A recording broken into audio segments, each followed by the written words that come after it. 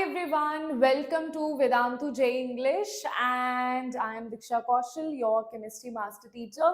So guys, let's start with this session.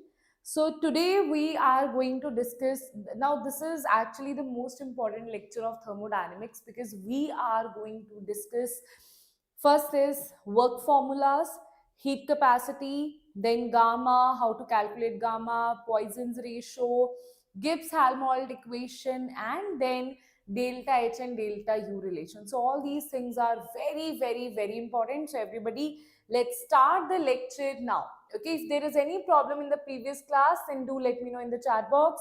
Hi Chandu, Heisenberg, Ava, then Utsav, yes, Joel, Ujwal. How are you all? So, tell me if there was any problem in the previous session so that we can start with today's session, right? And by tomorrow, I'll complete this chapter. Thermochemistry will be left with, and tomorrow we are going to cover thermochemistry. So, all the things will be done by tomorrow, right?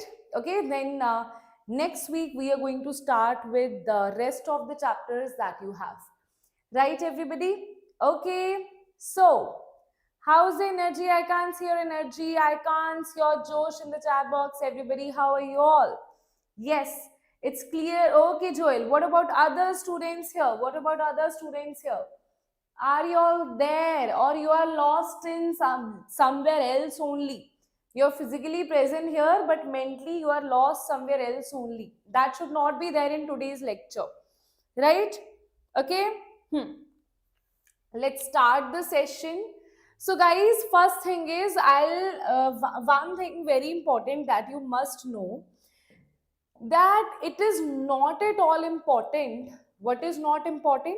For you to learn these derivations. What is important? To learn the final formula, right? So I'll be making, like, I'll be highlighting the final formulas here.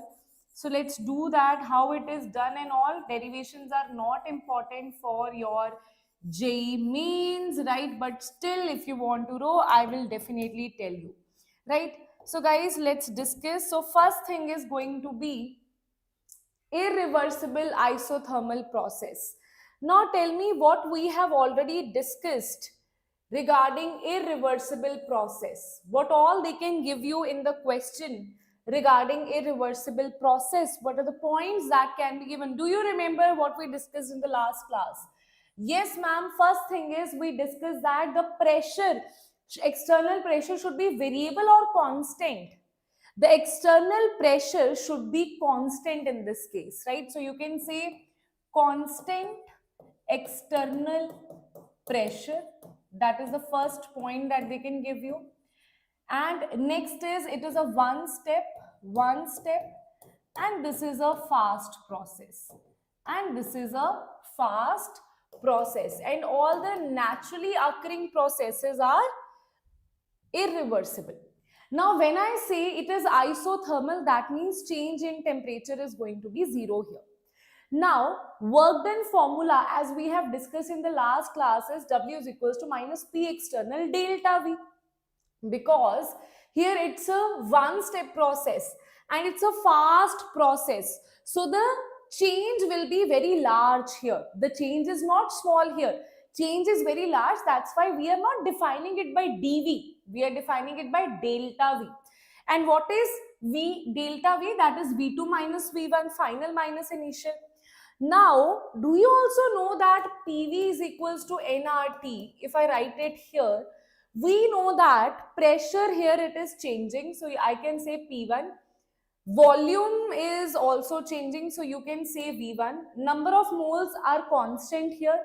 Temperature is constant. R is constant. So can I say V1 is equals to nRT, and this is P1.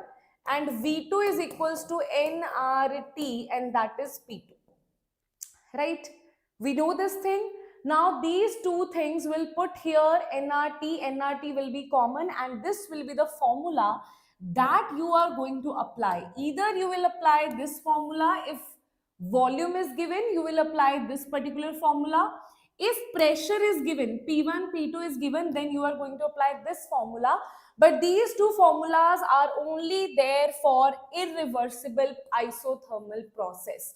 And this is quite important for you, so I'm marking it important. Right? Okay, everybody. This is for volume. This is if pressure is given in the irreversible process, not in the reversible process. My bad, sometimes. Okay, yes. Hoof. Let's see, not in the reversible process, right? Now let's talk about, ma'am, then what about reversible process, right? Ma'am, then what do you want to tell us about reversible process? Acha, tell me, in a reversible process, the external pressure is it is constant or variable? Who will tell me that in the chat box? Who will tell me that in the chat box? That the reversible process is, in the reversible process, what is there? Do we have, wait a minute, yes. Do we have constant external pressure, or we have variable external pressure? In case of this, yes ma'am, very good Abhijit, ma'am, we have variable external pressure, right? Now if you see, here it is happening in quite small steps. So I can write it here that it is variable, right? External pressure. It is happening in small steps, small steps. That means small change is there. That means I can say that there is small change over there. Now, if I say there is small change, then what you can do about it? If I say there is small change, then what you can do about it? So, instead of writing work is equals to minus P delta V, I will write it as dV, because there is small change here. And whenever there is dV, right? And do you remember in the reversible process in the last class, we discussed that P external and P internal will be almost the same. That's why you can write it P internal. Now take the integration. Integration is from, volume is from V1 to V2. And what is pressure? Pressure is nothing, man. P is equals to nRT. PV is equals to nRT. That is P is equals to nRT by V. You put it here, nRT by V. Now this is V, this is dV. Rest of the things are constant. And whenever we do integration, nRT will be constant, so it is taken outside of the integration. What is the integration of, tell me what is the integration of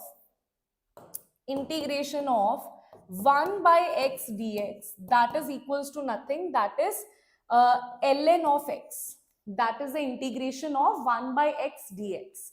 So this is 1 by v dv, so the integration value will be ln of v, natural log of v. V1 to V2, you will put it here, and this will become, because ln of, now this is also very important, ln of A minus ln of B is equals to ln of A by B. These are the log properties that you have. This will be V2 by V1, right? Now to convert, which thing? Now if you want to convert log of, what you want to convert here? Log base 10 into log, you can say log E, or you can just write natural log, right? Natural log is equals to 2.303 log base 10, right? So now I have successfully converted this into log base 10, right?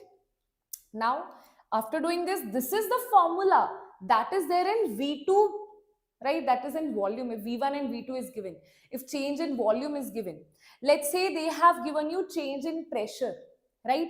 Then it is going to be P1 and P2. But ma'am, here you have written V2 by V1. Here you have written P1 by P2. Why so? Because guys, if you see this here, right? If you see this here, P is equals to nRT by V. We know that this is constant, this is constant, this is constant. That means P is actually inversely proportional to V, or you can just directly write here that PV is equals to constant for an isothermal process. That means P is inversely proportional to V for an isothermal process, and that is the reason we will write P2, instead of writing P2 by V1, we will write P1 by P2, right? That will be inverse. And these are the formulas. This is the formula that you will use for reversible isothermal process. And this is the most important question. They will give you reversible or irreversible process, right? Change in volume or change in pressure will be given to you. You have to understand which formula you will apply. Whether you will apply this formula if it is given reversible, or you will apply this formula if irreversible is given to you, right? So the game is of understanding which formula to apply where, right? Okay, everybody. Now let's understand other processes here.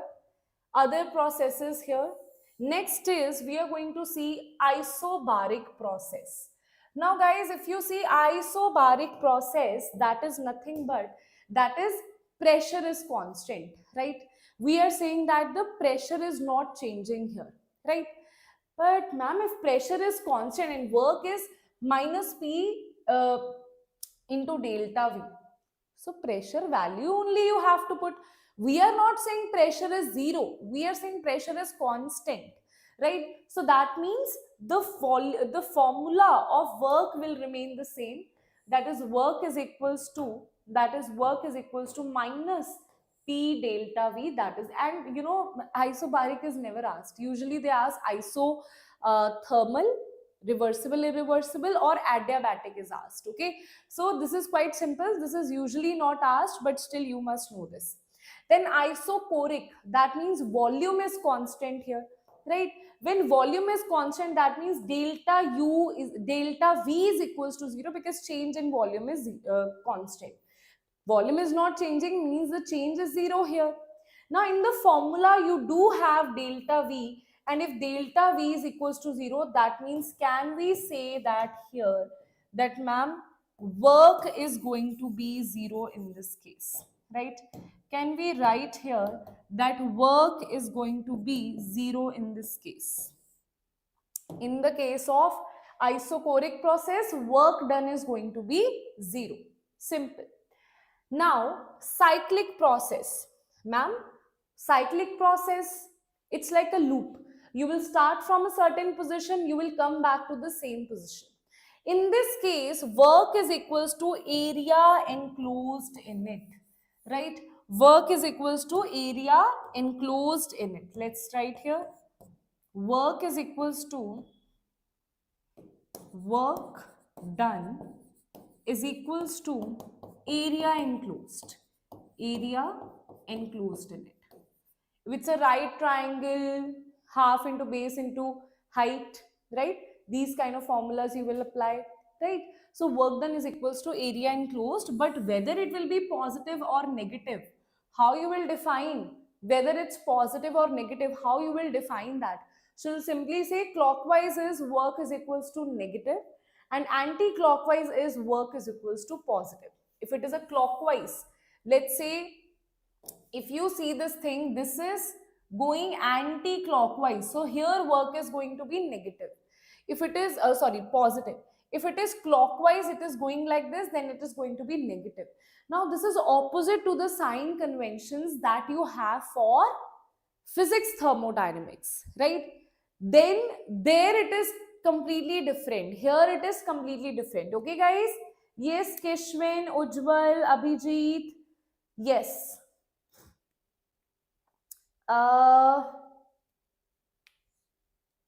Okay, Ava. Yes, Shrishti, Chandu. Work? What does work mean? Work means the energy that you have, how much energy you have used to cause that change that is there, right? Here we are talking about gases. So whenever we move the piston, there is change in the gases itself. Their pressure may be increased, or pressure will decrease, or volume will increase, or volume will decrease. Something is going to change here. So how much work you have done, right? That is measured, right? In case of pressure and volume, that is minus P delta V, right? Okay. Now let's talk about open chain, right? Open vessel. Now in case of open vessel, now tell me, in case of open vessel, the vapors can go out as well. There will be change in moles also. If it is a closed vessel, change in moles will not be there. There will be change in pressure, there will be change in volume. But if it's an open vessel, some molecules will go out of the system to the surroundings, right? That means there is change in moles, and that's why we'll write work is equals to minus P delta V, and we know that PV is equals to nRT. If you see, that means we can say PV is equals to nRT. So nRT, here if delta V is the change, here we are saying that temperature, let's say it's constant, then in that case change, I am saying that there is change in moles in the open vessel. I am taking everything else to be constant here, right? So that will be delta NGRT, and that is going to be the formula where work is equals to minus delta NGRT. Now here remember one thing, right? If it is minus delta NGRT, that is nothing but number of gaseous moles of product minus reactants, right? For example, if this is the equation that is given to you, this is the reaction that is given to you. In this case, what is the change? Delta Ng is 1 plus 3, that is 4 for products, and 2 for reactants. So it is 4 minus 2, that is 2. So delta Ng is positive, that means work is going to be negative. Whenever the work is negative, work is done by the system. That means it is moving towards expansion. That means it is moving towards expansion. Okay? Understood, everybody? Do let me know in the chat box if that is clear. Now, in this case, whenever reaction is mentioned and they have given that it's an open vessel, then only you will apply this particular formula here. Right? Okay, everybody? Now, let's see this question here where they have asked the correct free expansion, though we have not done till now, right? Free expansion, guys, we have not done till now. So I'll take you back to that question once we have done free expansion, okay? Now let's see JEE 2025 question that is given to you. You can see this for yourself, right? Ma'am, what is delta NGRT? Array, wait a minute. Let me just show you that. See, better see. Pressure into volume, PV is equals to nRT. Pressure, volume, moles, gas constant, temperature. Right? So here, instead of writing, because we are saying it's an open vessel, so number of moles will change. So instead of writing nRT, we have substituted as delta NGRT. What is delta Ng? In a reaction, how many gaseous moles of product minus reactants you have? Okay? In a reaction, how many gaseous moles of product minus reactants you have? That is called as delta Ng. Let's see how, right? Delta Ng is equals to gaseous moles of product, and I am talking about only the gaseous moles, because gaseous moles will be taken out of the system, minus gaseous moles of reactants. Now I am giving you another example here. For example, there is SO2 plus half of O2 give rise to SO3, right? Now all of these are gases. This is also a gas, this is also a gas, this is also a gas. In this case, delta Ng is going to be 1 for product side, minus of half, reactant is minus of 1. So that is going to be minus of half is delta Ng. Okay, everybody? Right? Tell me.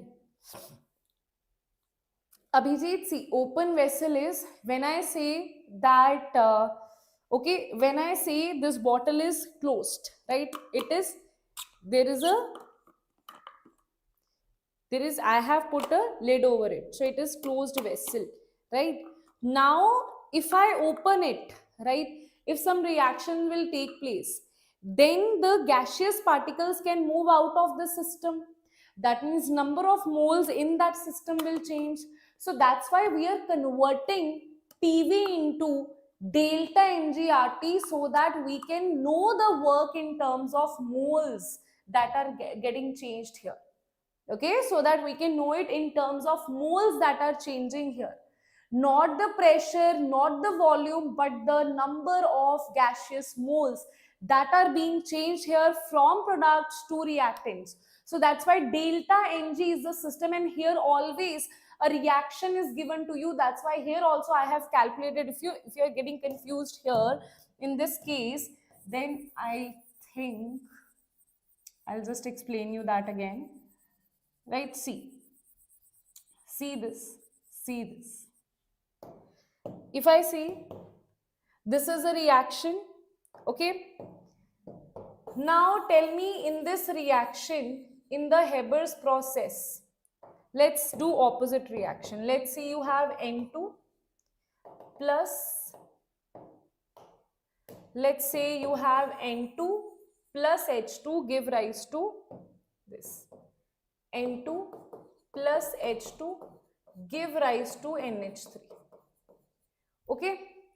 Now here I'll balance this. This is 2 and this will become 3.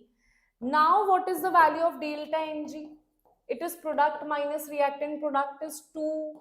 This is minus reactant is 4. 3 plus 1 4. It is minus 2. Work is equals to minus delta Ng RT. That means it will be minus of minus 2 RT.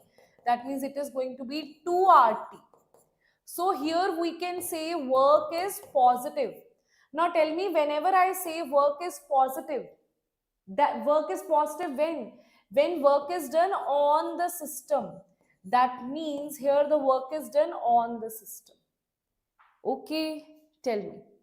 Is that clear now? Is it getting more clear now? Similarly, here it is minus half. That is why work will be positive. When delta Ng is negative, see, if this is negative, this will be positive. If this is positive, this will be negative. That is the system. Okay? Tell me. That is the system that we have. Okay, everyone? Wait a minute. Okay. Tell me if there is any problem in that. If there is any problem in that, do let me know. Right? Okay. Now we will move towards some questions here. Right? Let's see those questions here. This is a question that is about JEE 2025. That is, 1 mole of an ideal gas expands isothermally and reversibly. Isothermally, now they have given. First point is it is isothermal. Second is it is reversible. Now isothermal and reversible. Tell me which formula you will use. Will you use the formula of yes, I definitely remember you. I never forget my students. Okay, so will you use the formula of reversible or irreversible? Will you use the formula of integration or non-integration? Will it be delta V formula or dV formula? Tell me. Now here they have given volume is given, V1 is given to be 10 and V2 is given to be 20 decimeter cube, right? Then they have given you delta U, Q and W is in the process respectively R. Now they have asked 3 things here. See, one thing is, if I talk about isothermal process, for isothermal process, I know that delta T is equals to 0, and always when delta T is 0, delta U is also 0. So U is definitely going to be 0, that we don't need to calculate. From first law of thermodynamics, we also know that delta U is equals to Q plus W. That means Q is equals to minus W. That means whatever is the value of Q, work will be opposite to that. So this cannot be the answer. Here they are not opposite. Here they are same. So this also cannot be the answer. Here they are opposite. So either this or this can be the answer. Okay. So we don't even need to calculate that. Actually, I'll tell you, you just need to tell me which will be negative. You don't even need to calculate, guys. This is, there are some students, ma'am, I'll do calculation. You don't need to calculate. JEE 2025 question, right? So what you have, work is equals to, what is work? Work is equals to minus 2.303 RT, right? nRT in fact, right? 1 mole is given, right? nRT log of V2 by V1, right? If you put V2 here, V2, if n is this, n is let's say 1 RT, I'll just put RT here because n is 1. V2 is nothing, 20, V1 is 10, that is going to be 2. So overall, can you see this work is going to be negative, whatever you solve? If work is negative, Q is going to be positive, right? Now, here Q is positive. That means this value is positive. Because see, this is delta U, this is Q, this is W. Q is positive, W is negative. That means C is the correct answer. See, without any calculation, I have solved it, right? Without any calculation, I have solved it. So, these kind of question also can be there. Work is negative and this is positive. Without any calculation, we have solved this question. Right, everybody? Okay. So, these things also you need to understand, that how to save your time. Now, if you want to calculate, you can calculate this fully. Let's say they only ask you what is the value of work and different values are given to you. Then you have to solve it, right? So you have to solve it fully, right? Then I told you already that how you will solve it, right, everybody? So next is this question is given where they have, wait a minute, yes, okay. Now in this question, what they have given to you, they have given that here a perfect gas, 0.1 mole it is, having CV is given to you, CV bar is given to you, right? And it is 1.50 R independent of temperature, undergoes above transformation from 1 to 4. If each step, now see, is this a cyclic process? No, because initial point is 1, final point is 4. So this is not a cyclic process. Now they are saying each step is reversible here. Each step is reversible, the total work while going from point 1 to point 4. See, total work is equals to work of, let's say this is, okay, I'll just write it as work of 1 to 2 plus work of 2 to 3 plus work of 3 to 4. That is the thing. If you see this here, you have to see what are the different, this is also JEE 2025 question only, right? If you see this work, this is 1 to 2, here pressure is changing, right? Okay, here volume is constant.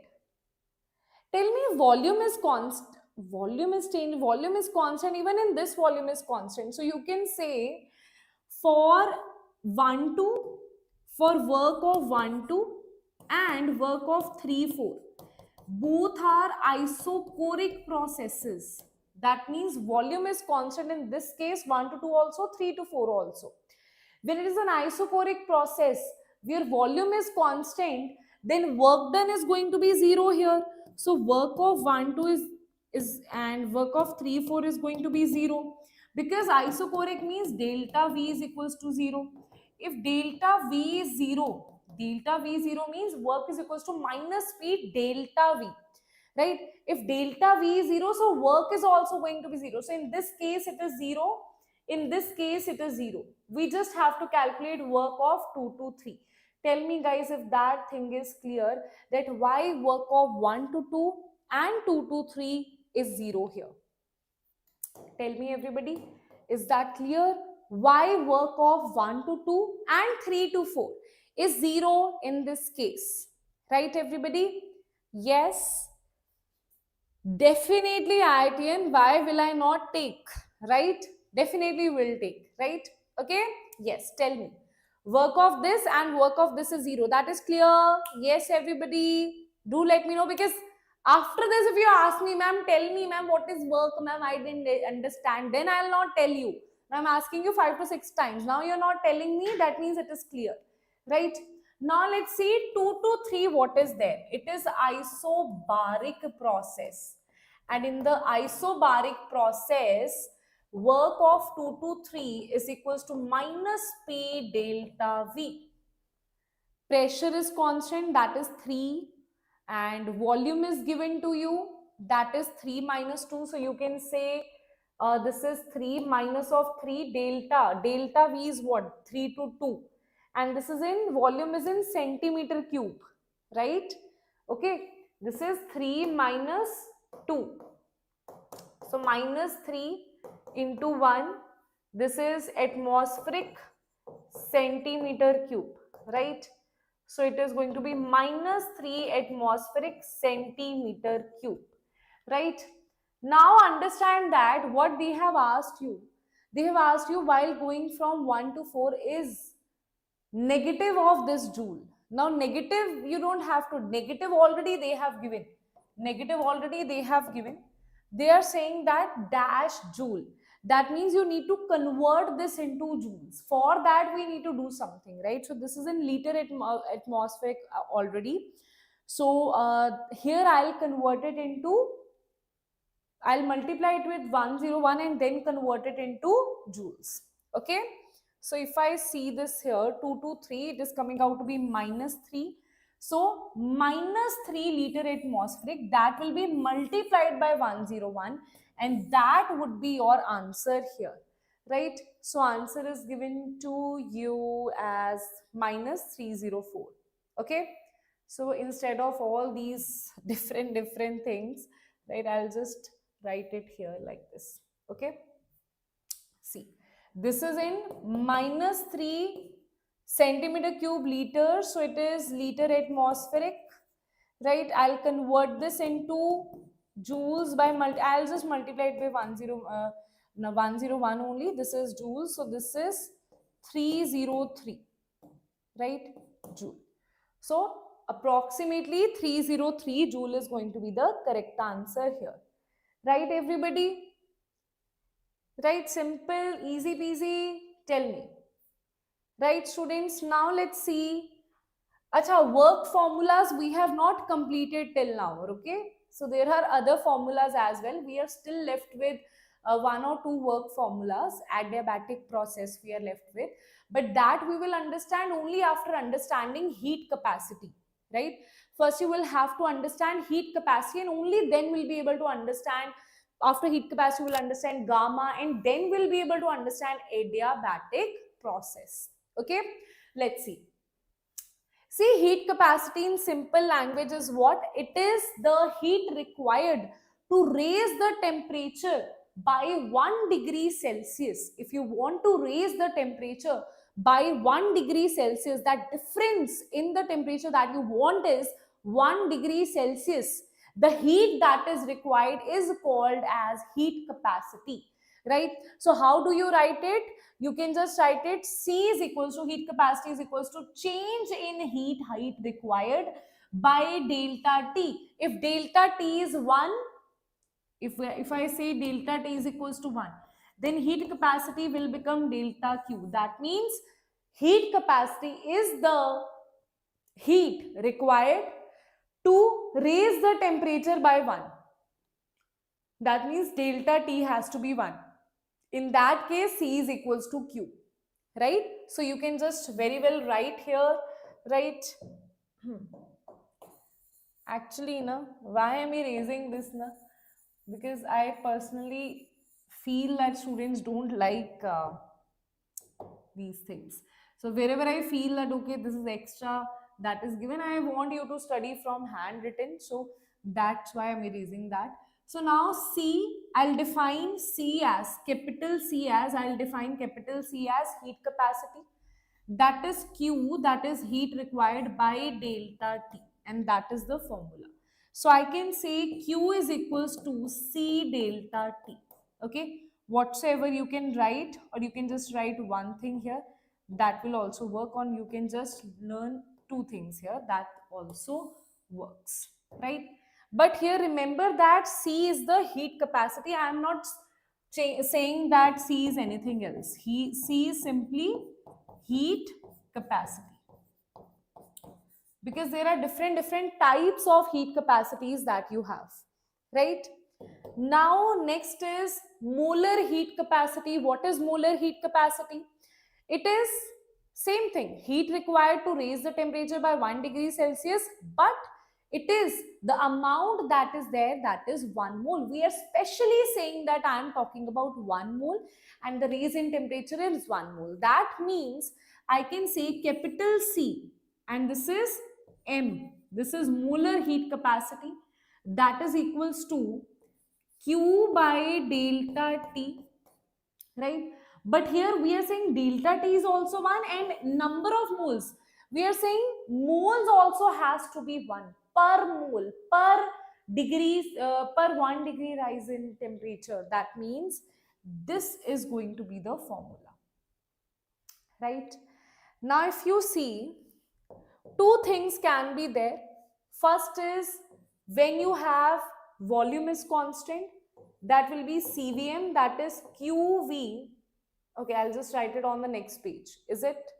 Should I write it on the next page or should I write it here only? I'll just write it here only.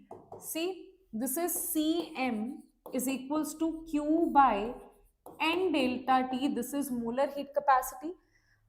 Now you can say at constant volume, when the volume is constant, then it will become NCVM, that is CVM, that is molar heat capacity at constant volume, that is equals to QV, because now heat is at constant volume, rest of the things will remain same. Do you remember what I told you about QV? How many of you remember what is QV? We did it in the last lecture. Heat at constant volume. Do you remember last lecture? Delta U. QV is equals to delta U. Okay, so you will just write it as delta U divided by N delta T. Right? And that's how you can also write that delta U is equals to NCVM. This is a very important relation, right? A very important relation, right? Okay. Now on the similar lines, we'll do at constant pressure. Now let's see what are the things that are going to change at constant pressure, what it will be, right? At constant pressure, what you have? Again, CPM is equals to N is equals to QP divided by N delta T. Instead of Q, I am writing QP because it's a constant pressure. And if you remember, we know that QP is equals to delta H, that is enthalpy, right? We are going to discuss enthalpy in detail as well. N delta T, right? Now if you see this here, that is nothing but delta H is equals to NCPM delta T, and that is going to be a formula. These two formulas are extremely important. QP is equals to delta H, QB is equals to delta U, delta H is equals to NCPM delta T, delta U is equals to NCVM delta T. Okay, these are some of the very important formulas that we are discussing today, right? Very important formulas that we are discussing today. This is important, this is also quite important, right? Now let's see, this all we have done. Then there is specific heat capacity. If you talk about specific heat capacity in molar heat capacity, we take that moles has to be 1. Specific, usually molar heat capacity is what you will use more, right? Not specific heat capacity. Not, you'll not use it that much. That many questions are not asked here based on molar heat specific heat capacity, but you must know what is it. Specific heat capacity is defined for 1 unit of mass. That means 1 kilogram of mass we are defining. So here what we will do, Just like in the same way, we'll use it. I'm using the same ways to answer this. Instead of C, this is also written as small c. Okay, right? So Cs, that is the specific heat capacity, that is equals to Q by M delta T. Okay, that is equals to Q by M delta T. Tell me, is that clear? Right? Now this is so, Stacy, I have mentioned that what is what. Right? Now let's see this thing. This we have already calculated. Heat capacity at constant volume is CV, heat capacity at constant pressure is CP, right? Acha, now here what, ma'am? Here what we have? Ma'am, here number of moles they are not mentioning. Because see one thing. If you talk about, we are not talking about here, they are not saying molar heat capacity. Here they are simply saying heat capacity. In case of heat capacity, you will write CV is equals to QV by delta T. That means delta U by delta T. So we can say delta U is equals to CV delta T. That is correct. And here CP is equals to QP by delta T. That is delta H by delta T. That means delta H is equals to CP delta T. Right? If you have molar heat capacities, see, two differences we have here. Okay, two differences we have here. Let me just make that difference here. See, if I talk about C, let's say if I say delta U, if in terms of molar heat capacity, I'll write N CVM delta T. In terms of normal heat capacity, it will be CV delta T. Similarly, delta H in terms of molar will be N C PM delta T, and here it is CP delta T. Things are different here, right? What is CP, what is CPM, what is CV, what is CPM, that you must know. And if you also want to write it in terms of, ma'am, I also want to write it in terms of specific, that will be mass into CVS, right? But that is not required, that is never used. Okay? Understood everybody? Yes. That is there. Now let's see this thing. That is, what is the value of gamma? Gamma, we can write it as CP by CV, or we can also write it as CPM by CVM. Both the things, because number of moles eventually are going to cancel out, right? So gamma can be CP by CV or CPM by CVM. What is CV? That is FR by 2, right? What is CP? That is R plus CV. Acha, that na, this thing, to I'll just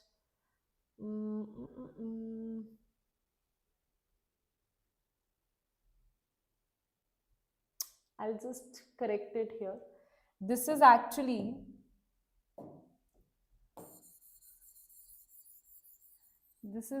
I'll just correct it here, okay? See, gamma is equals to CP by CV, or it can be CPM by CVM. If you multiply it and divide it, okay? Now for this also, those who are confused here, now if you multiply CP by CV with number of moles and you divide it by number of moles, this thing will be CPM, this thing will be CVM, right? So we have just directly written it as CPM by CVM. That is the first thing, right? Now we know that what is the value of CPM? What is the value of CVM? CVM is equals to degree of freedom R by 2, right? CPM is equals to R minus, right? Because CPM minus CVM, R plus CVM. Now this is where most of the students get confused, ma'am. In our NCRT, ma'am, it is written CP minus CV is equals to R. Ma'am, you are saying CPM minus CVM is equals to R. Ma'am, you are wrong. Ma'am, you are wrong. You don't know, ma'am, anything, right? So, see, one thing is that in NCRT, if you just directly see, okay, Cp minus Cv is equals to R, in bracket, in small, they have mentioned there for 1 mole. That you don't see. You don't see 1 mole. You just see Cp minus Cv is equals to R, Cp minus Cv is equals to R. You have not seen that there is 1 mole they have written. That means that Cp and Cv, they are representing it for 1 mole. That means they are talking about molar heat capacity. So that's why I have directly written CPM minus CVM is equals to R. Right? Okay. Now, even if you want me to write it again, so I'll just write it for you. If you see CPM minus CVM, see this. CPM minus CVM is equals to R. This is the formula that you have. Ma'am, how I got this formula? Wait a minute. How you got this formula? See. How you got this formula? See one thing. See one thing. Delta, there is a formula that is delta H is equals to delta U plus delta PV, right? So, for 1 mole, you can write it as RT, right? Okay. Now, we are discussing this for 1 mole, right? Here also, now the units are quite confusing. That's why I'm writing it myself, because in books now, they have written CP and CV, but they have specially, now here they have mentioned that it is RT. So you know what I'll do? What I'll do here? For clarification, I'll write here delta nRT, because PV is equals to RT. Now I'll mention specially here for 1 mole. For 1 mole, that means I am representing 1 mole means I am talking about molar heat capacity, not heat capacity, right? We can say that N is equals to 1. We can say that delta H in terms of 1 mole will be N into CPM delta T. And what about delta V in terms of delta U in terms of N molar heat capacity, N CVM delta T. Okay. Now, when you put this value, N CPM delta T is equals to delta U is nothing but N CVM delta T plus N is 1 now, so it will be delta RT. Okay. So you can say R delta T. Now, can I say delta T will be cancelled here, right? That will be cancelled here. Yes. Now, wait a minute. This is CPM for molar heat capacity. It is molar heat capacity. It is going to be this.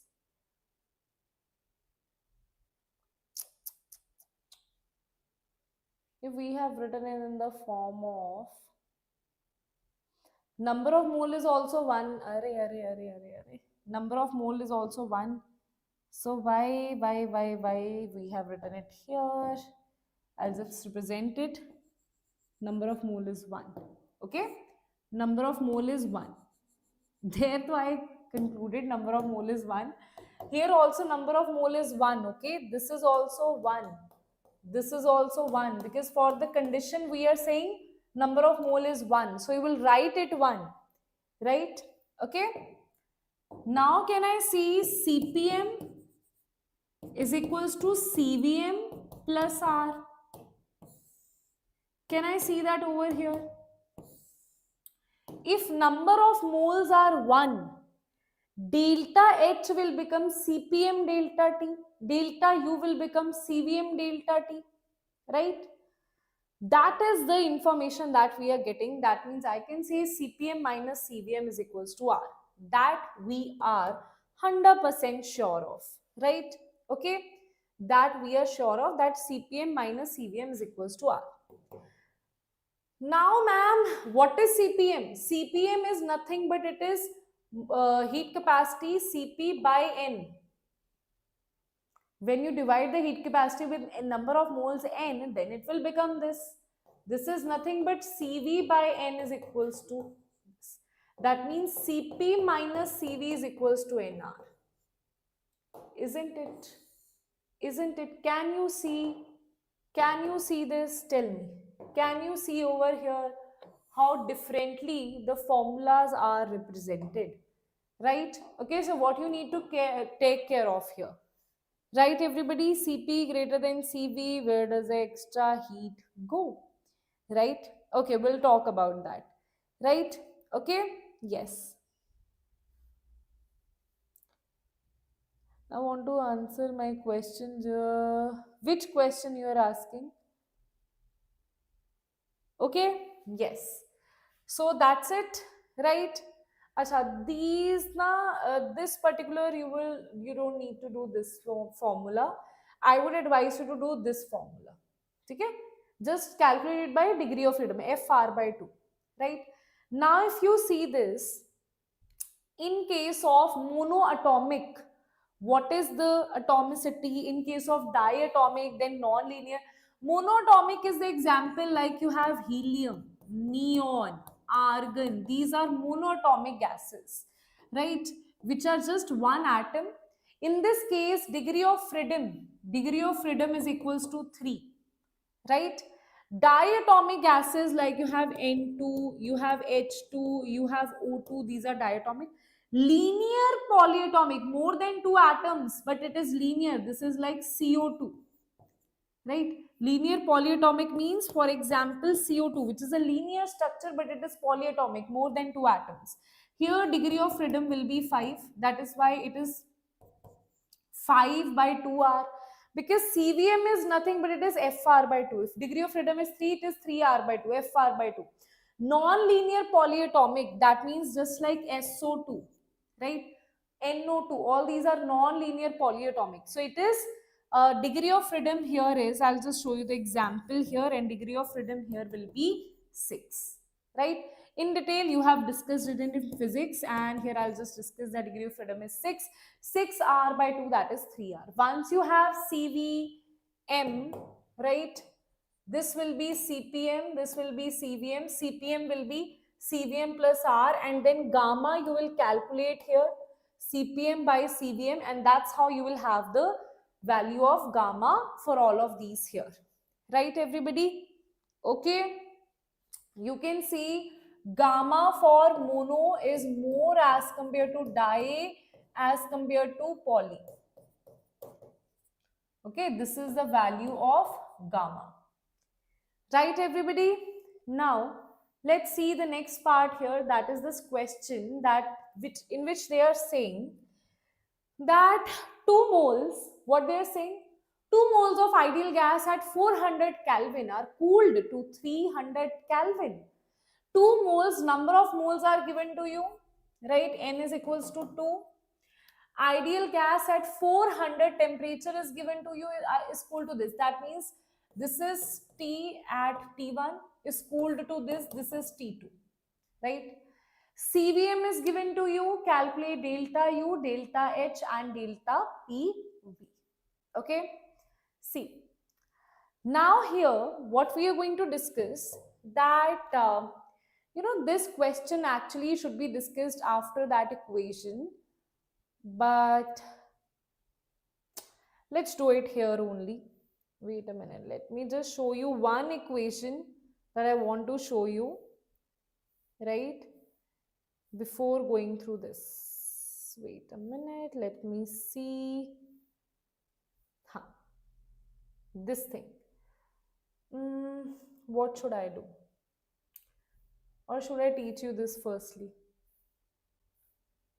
So let me teach you this. Okay? I'll just show you the formula here, right? That in detail we'll do in the enthalpy, right? So what is CVM? What is delta U? Delta U is equals to, I'll just write it here.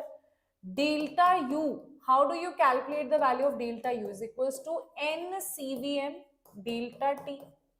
Number of moles is 2 here, right? CVM, molar heat capacity, is given to you here, that is 20, right? 20. If you see here, the answer is in kilojoules, and that is represented in joules. So you have to convert joules to kilojoules here, right? CVM is given to you, and you will calculate this 20 divided by this 1000, right?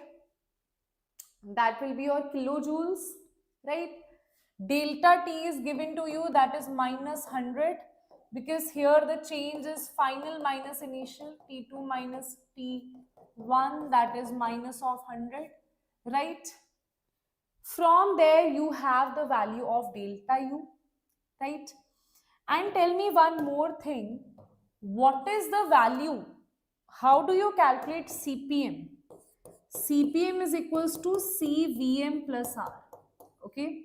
CVM is equals to 20 and R is 8.3, because we are talking about joules and all, that's why 8.3 will put 8.314.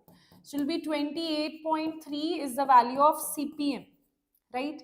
Once you know the value of CPM, we also know that delta H is equals to NCPM delta T, right? So number of moles is 2 here, and in this case, if you see, CPM is 28.3 divided by 10 divided by 1000, this is minus 100, and that's how you will solve the value of delta H. Ma'am, what about how do I solve the value of, ma'am,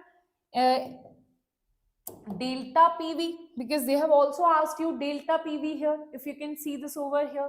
So this how you will solve? This will be delta H. This is a very important equation that we are going to discuss in enthalpy as well, right? From this equation only we calculated CPM minus CVM is equals to R, right? So delta H is equals to delta U plus delta PV, right? So what you have to do, delta PV is equals to delta H minus delta U, right? So this is the formula that you're going to apply here. First formula, this formula, and this formula. From these three formulas we are able to calculate, and this also as well, right? These four formulas we have applied to solve this particular question. Okay, everybody, do let me know if that is clear.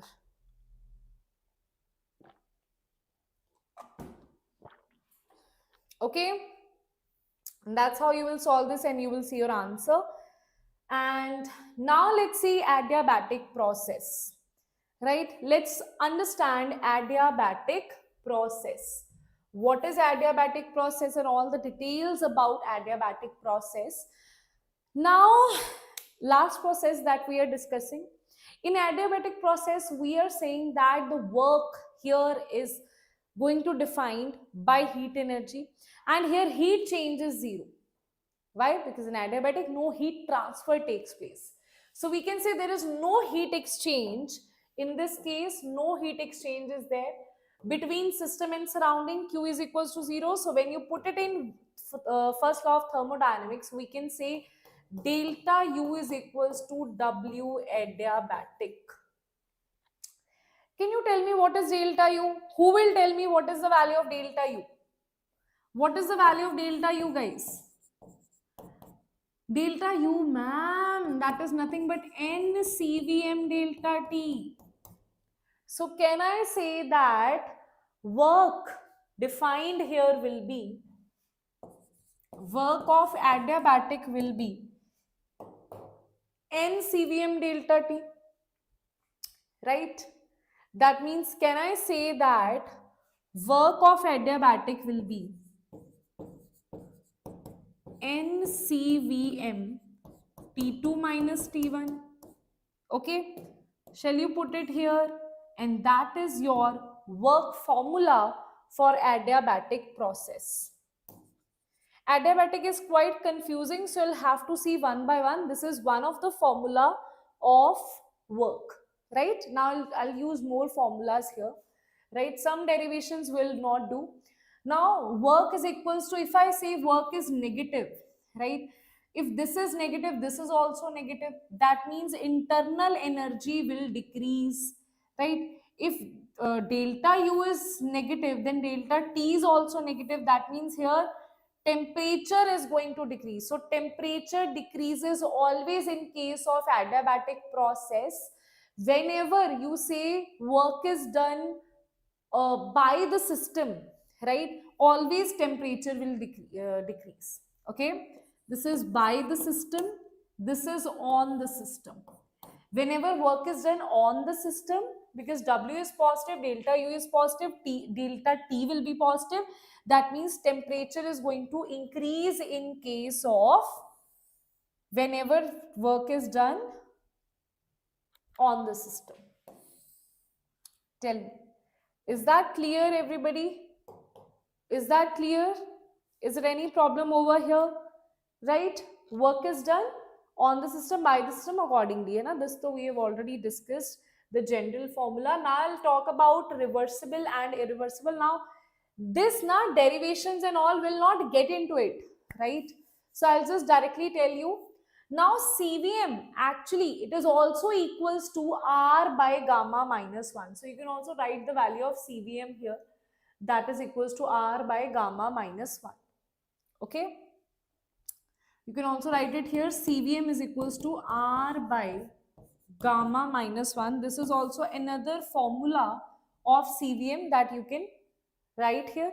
Because now how this formula is there, this derivation we are not going to do, right? Okay, because that's a very lengthy derivation. So we are not going to, not very lengthy, but yes, we are not going to talk about that. We'll directly know CVM, and this is CVM, right? CVM. This you will see in so many books it is written as CV. But in that they will mention there that we are talking about molar heat capacity. Okay, so it is, we can write it as CVM, NCVM this, and we know that here you can write as CVM is equals to R by gamma minus 1. You will put the value of gamma minus 1 here. And when you will solve this, this is nRT2 minus nRT1 by gamma minus 1. And we know that PV is equals to, here we can say also PV is equals to nRT. That's why instead of nRT we have written PV, P2 minus V2, P1 minus V1. And this is the thing that you will use in reversible process. Okay, this you will use in reversible process. Okay, W reversible, you can use it as NCVM delta T. You can calculate the value of CVM if they have mentioned that whether it's monatomic, diatomic, gamma is fixed value according to whether it's monatomic, diatomic, polyatomic, what category of gas you have, gamma is fixed.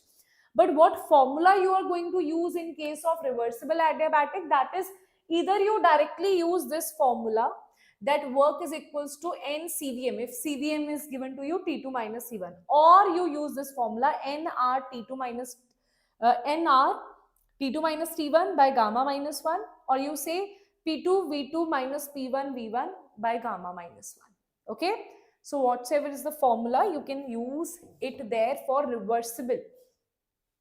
And this derivation is, we are not going to talk about this derivation. Then from this derivation, these all derivations are quite complicated, so we'll not talk about it. This is derivation is never asked to you. So we'll directly see that actually the formulas, these three formulas are very, very important for you. PV gamma is equals to constant, TV gamma minus 1 is equals to constant, P1 minus gamma, T gamma is equals to constant.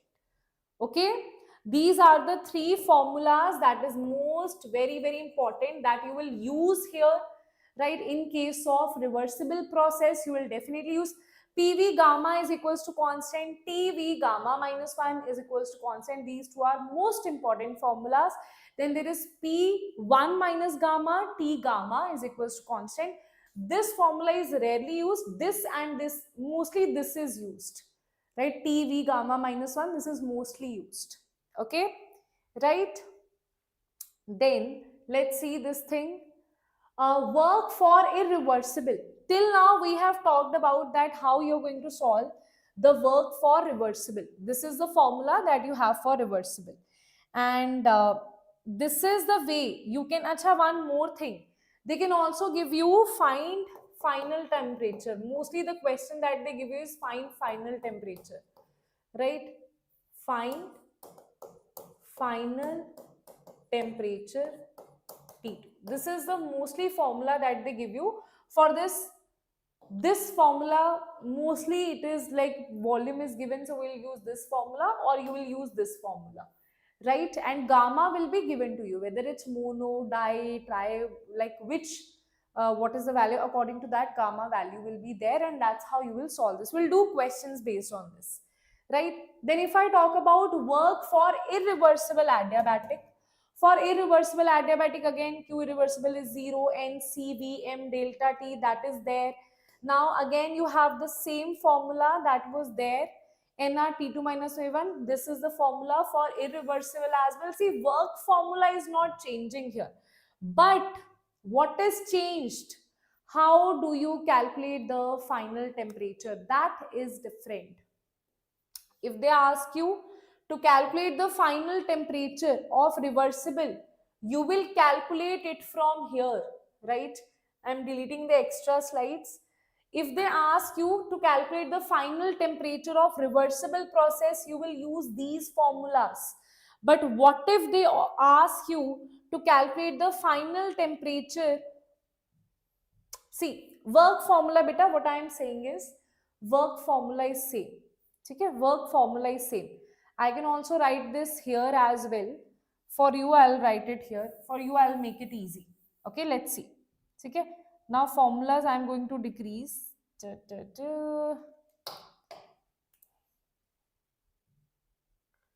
see, I'll just decrease all the formulas for you. Okay, see. Here I'm just going to tell you that there is work formula for adiabatic. Final temperature I am not going to tell you now. Okay? We know that Q is equals to 0. Delta U, we know that from first law, delta U is equals to Q plus W. That means W adiabatic is equals to delta U. And W adiabatic becomes NCVM delta T. Okay. Now, what is the value of CVM? That is nothing but that is going to be equals to NR gamma minus 1 by delta T, because CVM is nothing but that is R by gamma minus 1. Okay. So, that is the first equation. So, I'll just write it here. That is W adiabatic is equals to, this is for reversible, irreversible, you'll use the same formula. NR T2 minus NR T1 by gamma minus 1. And you can also use this formula, that is NR is nothing but P2 V2 minus P1 V1 by gamma minus 1. See this thing. This is the formula that you have for calculation of, this is the if pressure and volume is given, you will use this. If temperature is given, you will use this. This is for calculation of work. For calculation of work, you will use this formula. We are not going to use any other formula for calculation of work. But if they ask you, that's why now I'll be deleting this, whether you have reversible, irreversible, you will use that. Now, what if they ask you to find the temperature? For finding temperature in case of reversible. In case of reversible adiabatic. In case of reversible adiabatic, you will use this particular formula, PV gamma, TV gamma minus 1, P1 minus gamma, T gamma. These are the formulas that you're going to use to find the T2 value. Whether volume is given or pressure is given, you will use this formula. But in case of irreversible, this is same, right? but we also know that minus P external. Now this thing is important for you. See, we can also say W irreversible is minus P external V2 minus V1, right? V2 is nothing but NR T2 by P2 and V1 is nothing but NR T1 by P1. Now we will equate these two. Now beta, these are the two different formulas. If you see this formula that we were generally using, this is the work formula that we are using everywhere, right? I am using this for reversible and irreversible. So I'll just also write this here.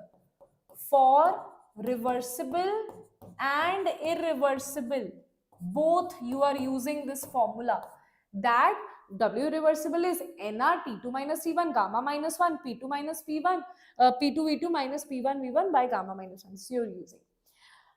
Without gamma, you can also do one more thing for irreversible.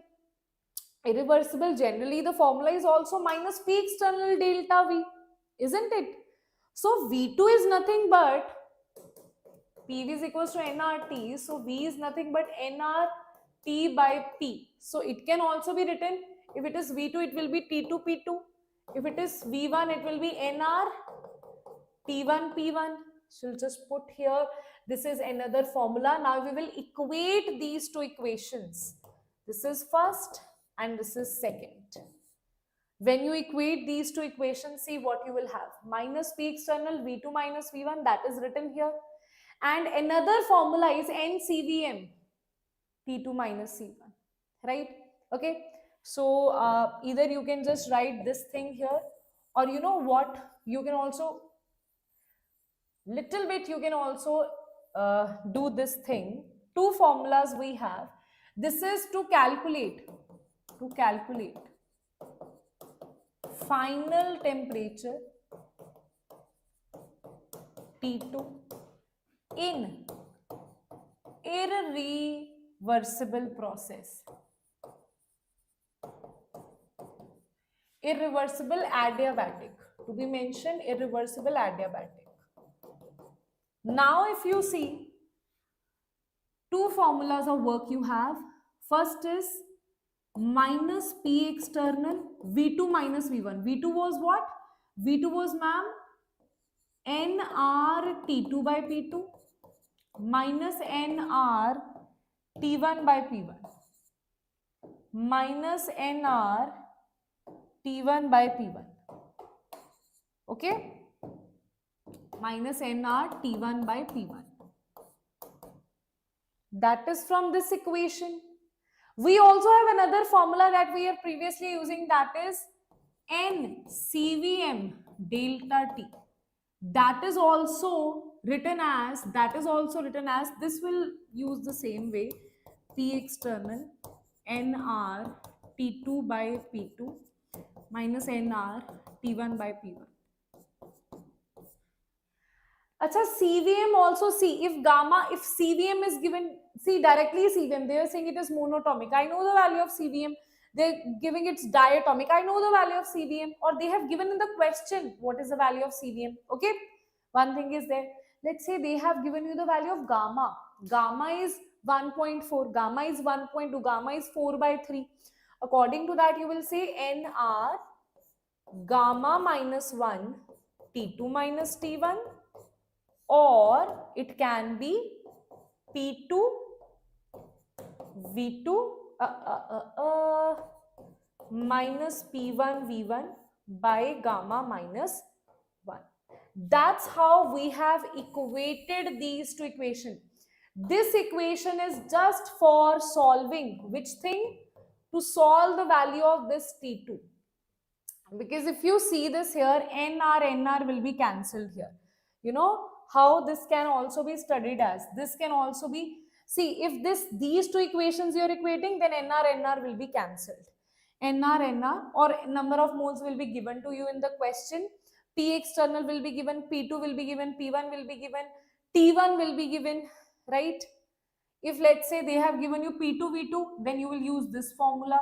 If they have not given P2 V2, they have given temperature T1 and T2 is not given, then you will use this formula. Major thing is to calculate this T2 here, right? This is the formula that you use to calculate T2, okay? And this is the formula that you use in calculation of T2 for irreversible or reversible. Ma'am, reversible process. What is that? PV gamma is equals to constant. TV gamma minus 1 is equals to constant. P1 minus gamma, V gamma is equals to constant. Okay, for example, here how do you solve? For example, they have given, chalo, I'll use one question only for that. Tell me, is that clear? Right? Okay, yes. Aa gaya, chalo. Okay, again I'm saying one thing. For work, we use this formula, whether it's reversible or irreversible, right? Work formula can also be written like this, okay? Work formula can also be written like this, so that's why we'll equate that, okay? Yes, everybody? Now let's see this question here. A certain mass of an ideal gas is adiabatically and reversibly. So first thing is it is adiabatic and then it is reversible, expanded so that its volume is 8 times its initial. V2 is equals to V2 is equals to 8 times of V1. Absolute temperature is half of T1. That means we can say T1 is equals to 2 of T2. So these are the two things that we will use. Okay. So for reversible to calculate, they are asking the gas is mono and what. Now what you have to solve here, the value of gamma, right? So value of gamma will use TV gamma minus 1 is equals to constant. That is T1 V1 gamma minus 1 is equals to T2 V2 gamma minus 1. That means we can say V2 by V1, V2 by V1 gamma minus 1, and this is T1 by T2. If you see, T1 by T2 is equals to 2 and V2 by V1 is equals to 8. So what is gamma minus 1?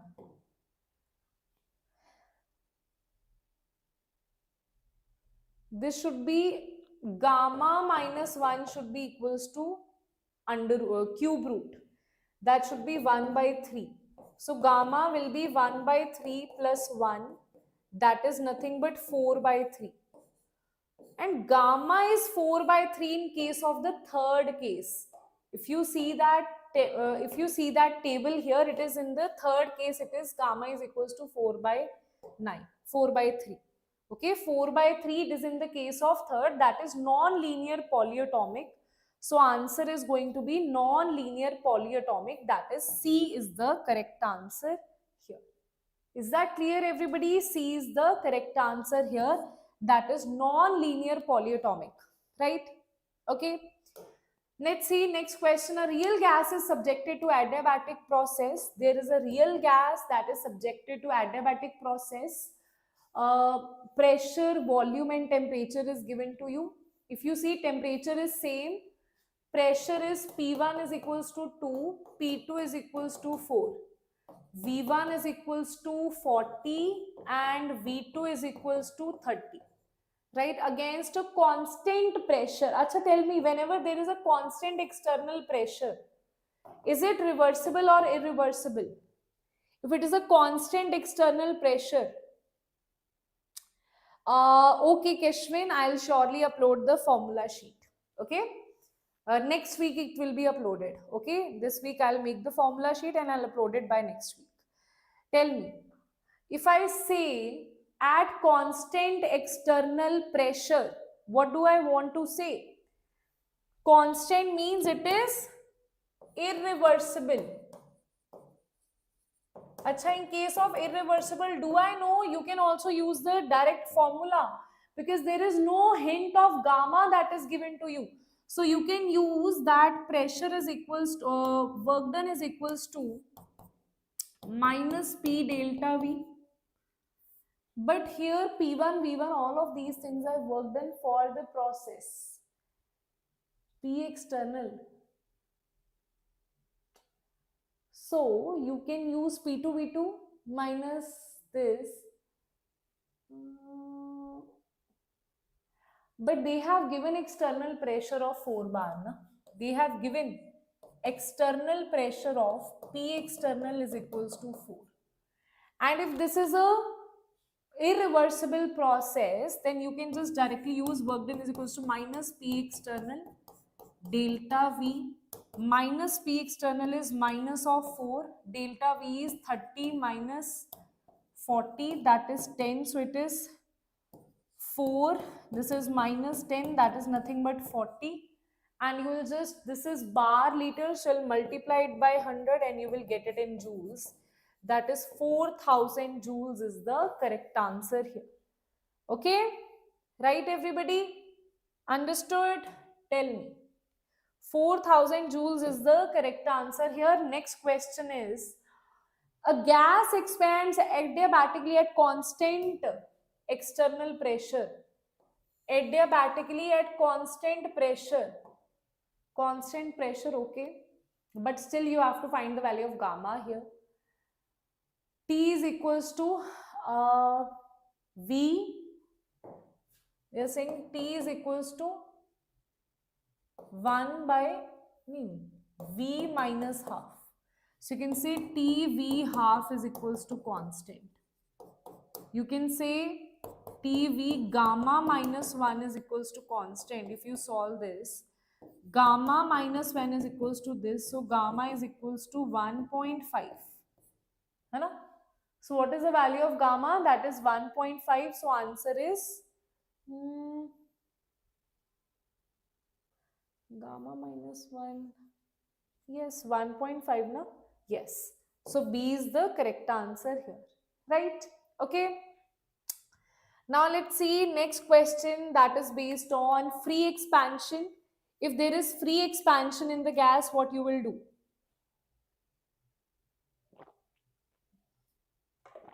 Hydrocarbons. When I taught you hydrocarbons? Acha, I didn't send you hydrocarbons PDF. Actually, I have sent, but if still it is not uploaded, I'll see. Okay? Yes, I'll see why it is not uploaded. Okay? Yes.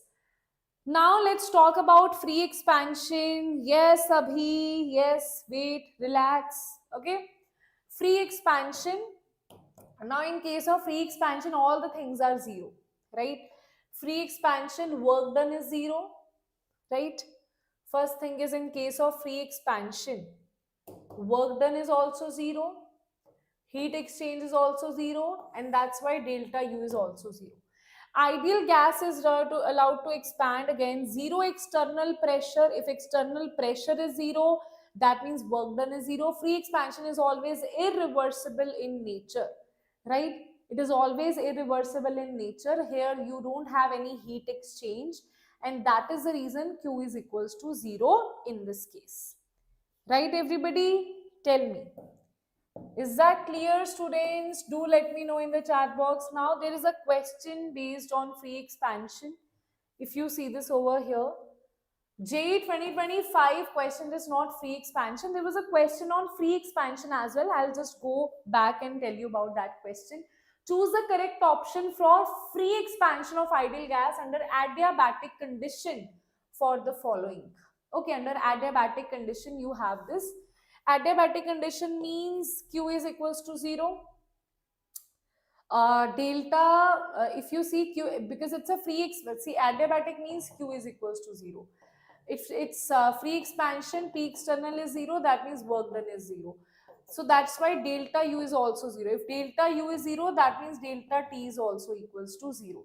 So we can say all of them are 0. So answer is A is the correct answer here. How delta U is 0, ma'am? Because delta U is equals to Q plus W. If this is 0, then this is also 0. If this is 0, delta U is 0, that means delta T is also equals to 0. Right? That means this is the correct answer. There was also one more question that I left. I think it is the same. It is the Same question, is it? Yes. Okay. Now let's talk about the next thing here. We have discussed this now, that is enthalpy. Now let's talk about enthalpy. Guys, work we have done, all the formulas, adiabatic is important, right? I have especially taken so much time to make you understand. Work will have the same formula, but for irreversible there is also one more formula. Temperature calculation is different there. Okay, right? Yes. Now let's see. Hmm.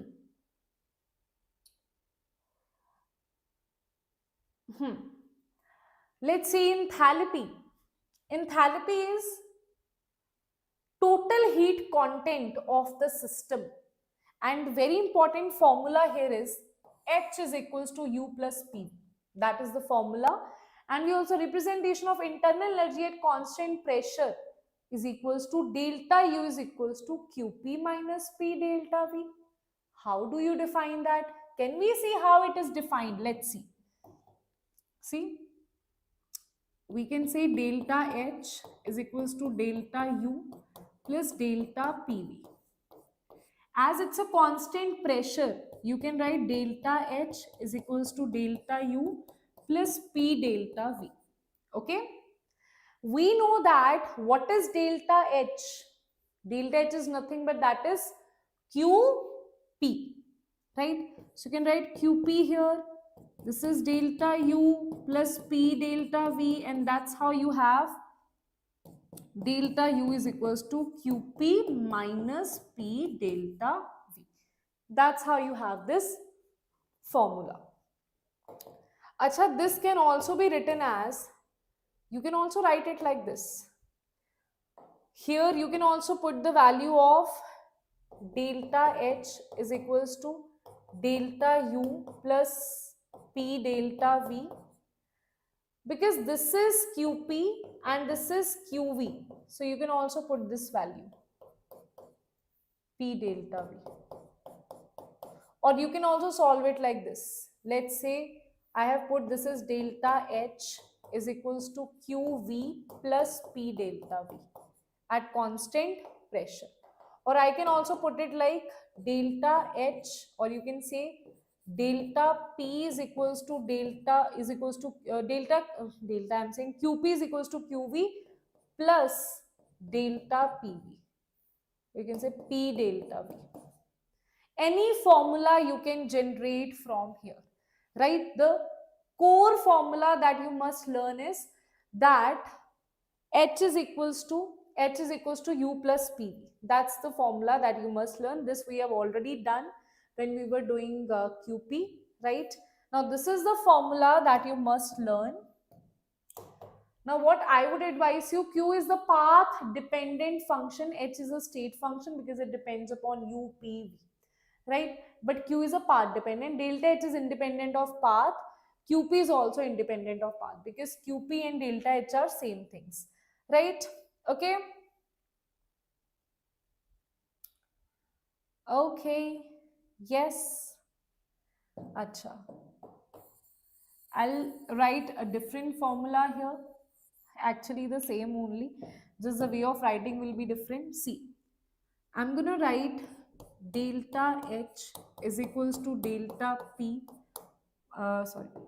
delta U plus delta PV.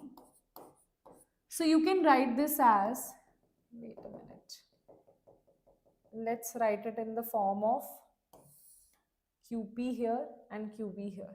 Okay, see, delta H is equals to delta U plus delta PV. I don't know which one will change here, right? If at constant pressure, if the pressure is constant, I can write it as delta U plus P delta V. If volume is constant, I can write it as delta H is equals to delta U plus V delta P, right? And we also know that delta P, PV is equals to nRT, na? So you can also write it as delta H is equals to delta U plus delta NG RT, because R, that is universal gas constant, temperature is not going to change, so this will change. Now I'm writing the same formulas by replacing delta H by Qp and delta U by Qv plus delta Pv. You can also write it as Qp is equals to Qv plus P delta V. You can also write it as Qp plus is equals to Qv is plus V delta P. Okay. And you can also write it as Qp is equals to Qv plus delta Ng RT. Now the question is, ma'am, which formula I will use? You have written so many formulas. Arey, see, if they say what is enthalpy, they are asking delta H and they are asking Qp. So just writing is different. Delta H and delta H is equals to Qp and delta U is equals to Qv, right? That's why these are same formulas. The way of writing it is different. Second thing is, ma'am, when I will use this formula, if they have told you pressure and volume both are not constant, P1, V1, P2, V2 both are given. If they say pressure is constant, it will be P delta V. If they say volume is constant and pressure is variable, you will use this. If they give you a chemical reaction, then you will use this formula. If they give you a chemical reaction, then you can solve the value of delta Ng, then you will use this particular formula here. Right, everybody? Tell me if that is clear. Understood, students? And also hit the like button. What you're doing, huh? Lazy people. Very lazy people out there. What you're doing? So much we are doing for you, still we have to ask for it. That's not good. Yes. So now let's see. For exothermic reactions, delta H is negative, heat is released. Endothermic, delta H is positive, heat is absorbed by. When you have to give something, you are negative. When you have to absorb something, you are happy. Right? So the difference between delta H and negative is significant when change in volume is significant. So change in volume is significant in gases. That's why we talk about gases here. Consider a reaction A to B. Ideal gas equation for A at constant T and P can be written as this. Ideal gas equation of B at constant T and P can be written as this. Right? When pressure is constant, the difference between A and B will be P, this, NR, this and this. Now we know that this is just a way of saying P delta V is equals to delta Ng RT, and we have already put it there, right? This I have already explained you, and that is the reason we'll put it here. These are the major two formulas that you need to remember. Okay? These are the major two formulas that you need to remember. Delta H is equals to delta U plus P delta V, right? Delta H is equals to delta U, delta Ng RT. This is when pressure and volume is given. This is when reaction is given to you. You will use this formula there, right? Okay, now let's see some questions that can be there that they can ask you here. Let's see, right? For the combustion, now they are saying for the combustion of C6H5COOH. So it's the combustion of C6H5COOH. At 300 Kelvin and 1 atmospheric, heat released is this. That means delta H is given to be minus 300 kilojoules. Calculate heat released at constant volume. They are saying for this is this heat released is this heat released at constant volume. Can you tell me what is heat released at constant volume? That means they are asking you QV. That means delta U. For the combustion of this. Now here delta Ng you can solve. What is the value of delta Ng? Liquid you will not take, gas you will take, solid you will not take. So 7 minus 15 by 2, right? This is by 2, this is 14 minus 15, that is minus half, right? So we'll put it here, delta H is equals to delta U plus delta Ng RT. That means delta U is equals to delta H minus delta Ng RT. Heat released here is minus 300, right? And this is kilojoules, so it is minus of half RT. R, you will put the value here, that is 8.3, but this is in kilojoules, so you will divide it by 10 raised to power 3, and temperature is going to be 300. Okay, and that's how you will solve this and you will get your answer. I think D should be the answer because little bit small value will be there. So we'll subtract it here, bigger value will not be there, and this much subtraction is not there. Yeah, I think yes, D is the correct answer. Okay, so by the options also we can get an idea that very small value when you solve this is 1000 only, and if you raise this will be okay. Minus minus will become plus, this is minus 300, right? Plus of this is 83 multiplied by 3 divided by 100, that will be there. So it is some point something will be there, that is subtracted, right? So that's why it will going to be D is the correct answer here. Small value it will be there, right? Okay, yes. Acha, now let's see limitations of float. So what is the limitation of first law of thermodynamics, right? Till now we were discussing everything about first law of thermodynamics. We were discussing work formulas in first law of thermodynamics. We discussed about all the different processes. Now let's see what is the limitation, what is the thing that limits first law of thermodynamics, right? Okay, it does not provide formation on direction of heat flow. Have we ever discussed about direction? No, we are not discussing about direction. We are not discussing direction is not defined by first law of thermodynamics. Then heat is unidirectional, moves from hotter region to cooler region, right? So according to this, heat is unidirectional, it moves only from hotter to cooler region. If you remember, I told you that. Certain naturally occurring processes are spontaneous and unidirectional.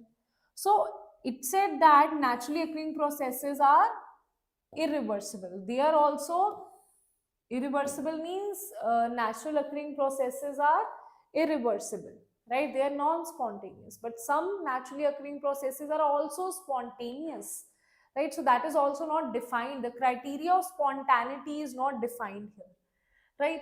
So now that's how we'll discuss. Now we'll move towards the next thing where we will discuss about that how the criteria of spontaneity, all these things will be defined. Okay, tell me everybody, is that clear? Is that clear? Acha. See, in the tomorrow's class we have little bit thermochemistry and all that we are left with, right? So do you want to do this today or do you want to do this tomorrow? Tell me. Tomorrow also, because we have only thermochemistry, we have Hess's law, so it's a small chapter only, it's a small thing only that we are left with. So what I am thinking is I'll teach you today, like entropy, if you say so, entropy we can learn, but I want to teach you entropy in detail as well.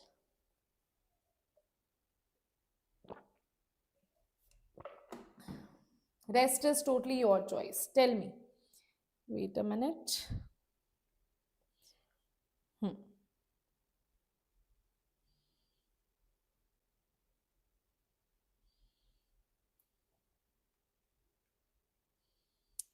Wait a minute. Yes. Today, tomorrow. Chalo, entropy will do, right? Entropy today we'll do.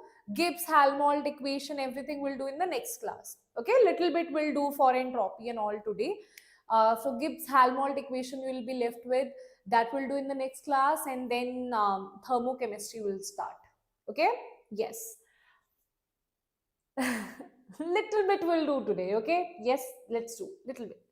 So spontaneous process, it is a process that is occurring by itself, right? So we say a reaction happening on its own, right? That is happening on its own without any trigger, right? That is called as with or without any trigger. That is itself, like, very chill pill, it is happening on its own. That is your this spontaneous process. This is spontaneous process is irreversible process, and we always say that the spontaneous processes that you have, they are irreversible processes, and they may only be reversed by some external agency. If there is some external agency, only then they can be reversed, otherwise they have no option to be reversed. Right? For example, burning of gas in the air, right? It needs little bit initiation, but it will go on. It does not need a constant initiation, right? Dissolution of sugar in water, right? It takes, you dissolve sugar in, yes ma'am, but we to ma'am dissolve it, right? But it is actually, you, if you want to do it on the fast pace, then you try to, increase the rate, but otherwise, right, it can also occur by itself. You put a tablespoon, it will, dissolution will occur by itself also. That is a spontaneous process. If you see a process which non-spontaneous processes which can neither take place by itself nor by any initiation, you don't provide any initiation, right? It will not take place by initiation. You need a constant force here which neither takes place by itself or nor by initiation, right? For example, from a cool body to a hot body, temperature never goes. So always it goes from a hot body to a cool body, right? And this is what is not told to us by Flott, that heat is unidirectional. Why it is unidirectional? Why it is always moving from hotter to cooler region? We don't know, right? We only know that it is happening so. But why it is happening so? Because it's a non-spontaneous process. It cannot occur by itself. And we'll discuss why it's a non-spontaneous process, right? Right? Now, all the things that we are going to discuss, it is about spontaneity. And we have to reach towards Gibbs-Helmholtz equation, that we'll do in the next class.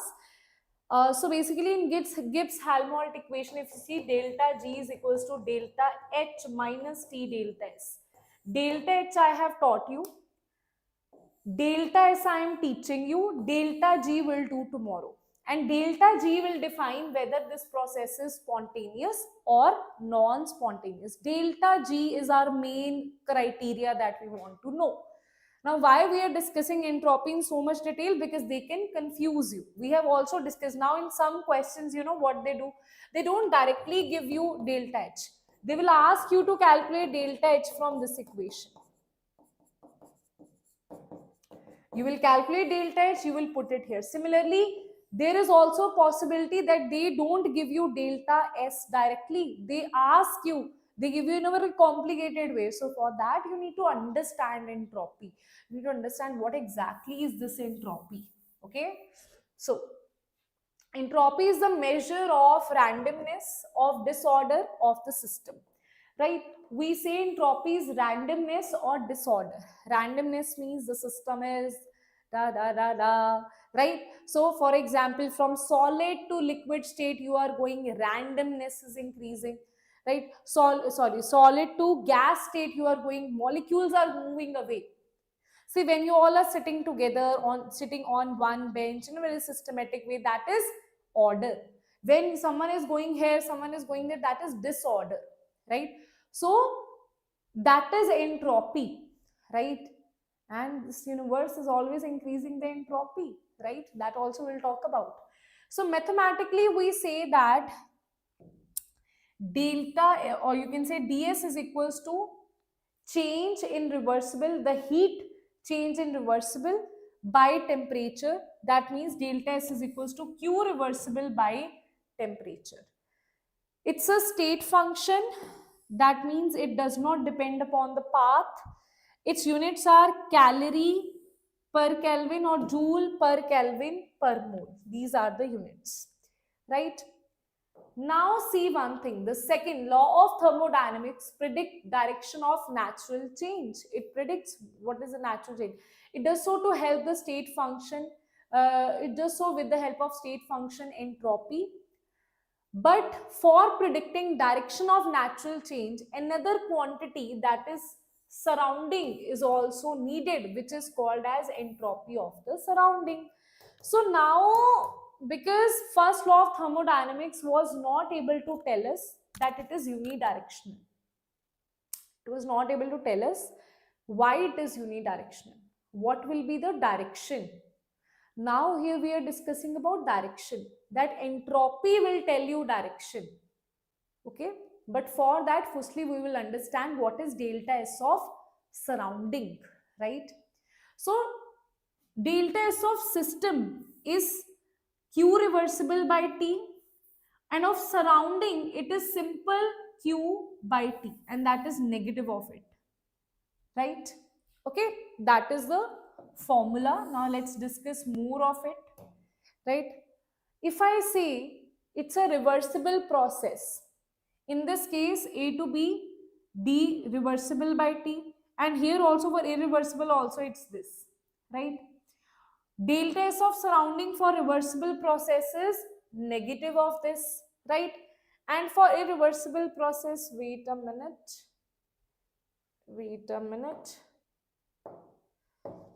Hmm.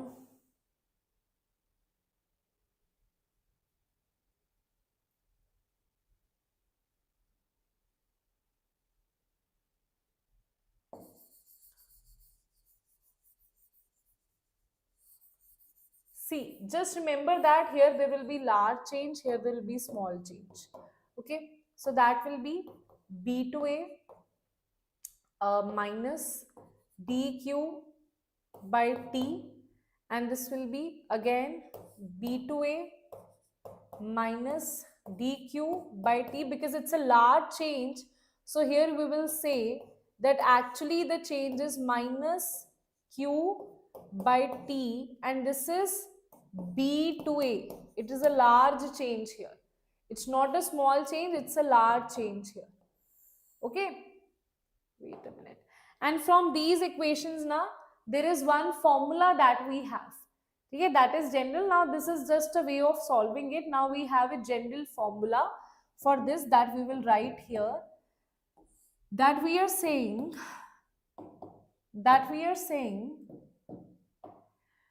delta S is equals to n CPM, or I would just ask you one thing, not to remember this thing, but to remember this thing. Okay, just remember this thing, right? Just remember this thing, that is for irreversible adiabatic. One by one we'll talk about this. For irreversible adiabatic, for reversible adiabatic, for all these cases we'll talk about. Okay, and here now directly they ask you the question. It's a very big question, they don't ask you here, right? So first is this particular question, that is, these the formulas that you must remember, and here in this case it is for irreversible. I'll just write it here. This is for irreversible.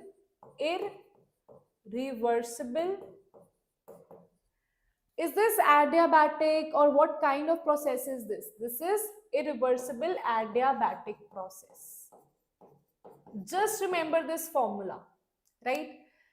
N CVM ln of T2 by T1 plus NR ln of V2 by V1. Here inverse CPM by CVM. Here replace V2 by V1 by P1 by P2. That's it. Now tell me one thing. For C, ma'am, but Q is equals to 0. Ma'am, you said delta S is equals to Q reversible by T. Ma'am, and Q is equals to 0 in reversible, then how you can say delta S is not 0 for adiabatic? See, one thing to remember, that in irreversible process, what you have delta, what you have here, Q irreversible is 0. Nowhere I am saying that Q reversible is 0. And here it is reversible adiabatic. Reversible adiabatic, which is 0, Q reversible is 0. If Q reversible is 0, then delta S is also equals to 0 here. Right? Okay?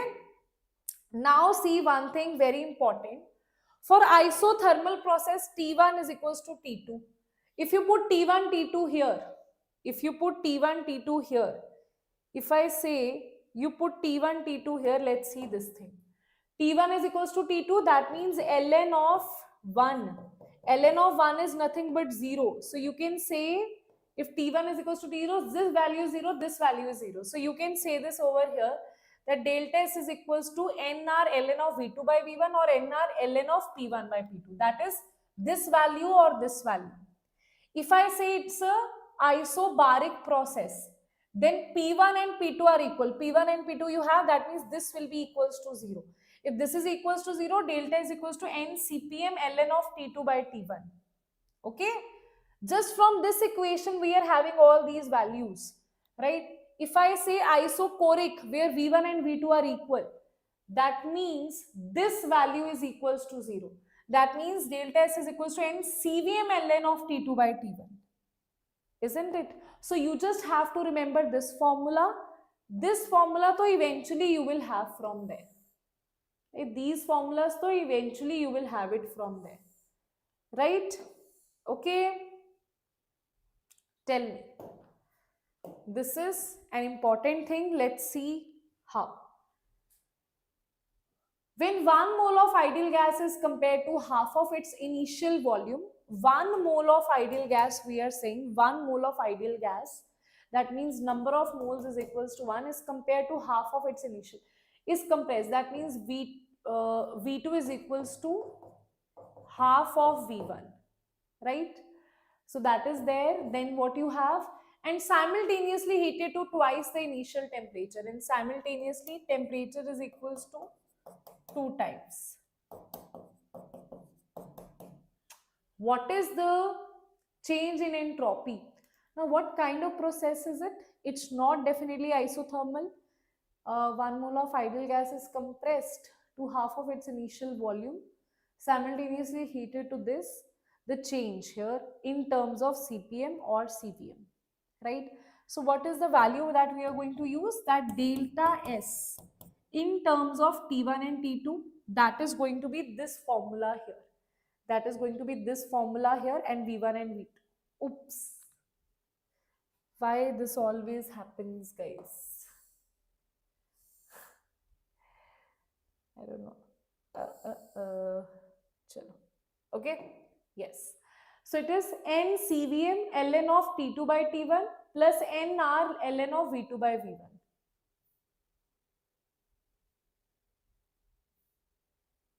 This particular formula we are going to use. Okay. N CVM ln of T2 by T1, nr ln of V2 by V1. These values we have here, that is T2 by T1 is equals to 2. V2 by V1 is equals to half. Okay, so just put these values here, ln of 2 and ln of this. Now how to solve this thing here? Ma'am, how we got this value? Right? Ma'am, how we got this value here? See how we got this value. This is CVM ln of 2. This is plus R. This is ln of minus 2 inverse. Okay, 2 inverse. So you will solve it. CVM, this is ln of 2 plus R, and rather this will become minus will come in front, R ln of 2. So ln of 2 will be common, CVM minus R. And that's how you will have D as the correct answer here. Okay, everybody, tell me. Clear? Clear? Let's see. Let's see what else thing, what are the different things about entropy now. Entropy depends upon state of the system. We know that as you go from solid to liquid to gas, the molecules are moving away from each other, hence their randomness is increasing, their entropy is increasing. If you talk about at constant volume, as temperature increases, entropy also increases, right? Okay. If the volume is constant, as temperature will increase, temperature increases means molecules will randomly move here and there. So that's where their entropy will also increase. At constant temperature, if say temperature is constant, in that case volume of the gas will increase, right? Volume of the gas, if it is increasing, randomness again. Two cases randomness is increasing, either their speed should increase, which increases by temperature, or their distance should increase, right? Or their symmetry should be disrupted. These are the three ways randomness can be there, right? Then we say for gaseous substances, more complexity in the substance, more bonds, more molar mass leads to more entropy. Molecules are moving away from each other, they have more space for randomness, so that is why their entropy increases. Now, we also talk about entropy in terms of if a reaction is given to you, then how do you calculate? As the number of gas molecule increases during a chemical reaction, entropy increases. So that means what we want to say, if delta Ng is positive, that means product are more than reactant. That means number of gaseous moles in product is more as compared to reactant. That means entropy will increase. If they are negative, that means product are less than reactant. Product are less, that means number of gaseous moles are decreasing. So entropy is also decreasing because gases is going to increase the entropy. So we want more gas molecules. So here gas molecules are increasing, here it is decreasing. When it is equal, there is no change. So entropy will not change. The change is neither positive nor negative. Okay, right everybody? Delta S means S final minus S initial, right?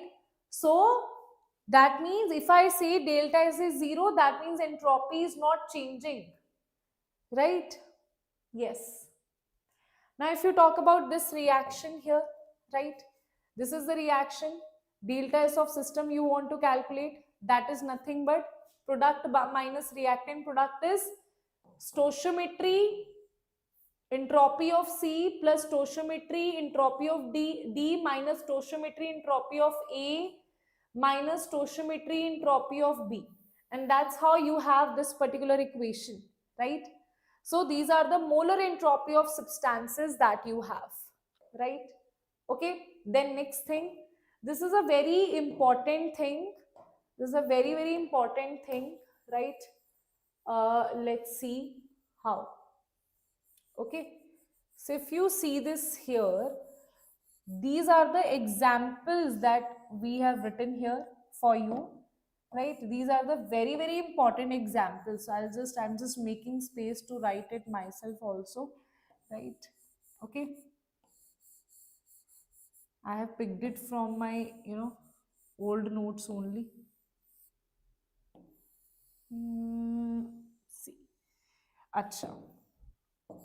Now let's see one thing here, right? Let's see one thing. See, these are very, very important examples. One by one, I'm going to show you that. See, example number 1 is graphite always have more entropy as compared to diamond, right? Because of its layered structure that has van der Waals forces, it has more entropy. Second is you have precipitation formation. Precipitate means you have solid formation, solid formed. Precipitate is a solid. When some liquid is getting converted to a solid, the molecules are coming closer, entropy is decreasing there. Third is dissolution. When sugar is being or salt is being dissolved, right? It is being, let's say you have a salt that is being dissolved. In dissolution, what is happening? It is being dissociated, dissolved to Na positive and Cl negative. it is converted to ions on dissolution. That is why its entropy is increasing, number of molecules are increasing.